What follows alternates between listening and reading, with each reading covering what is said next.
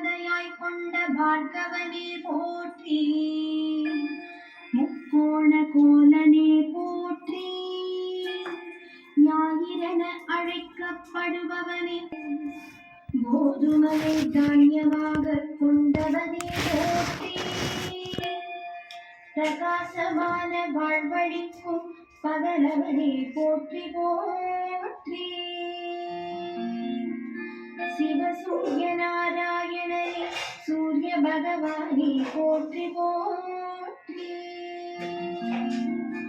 சிவசூரிய நாராயணனே சூரிய பகவானே போற்றி போற்றி,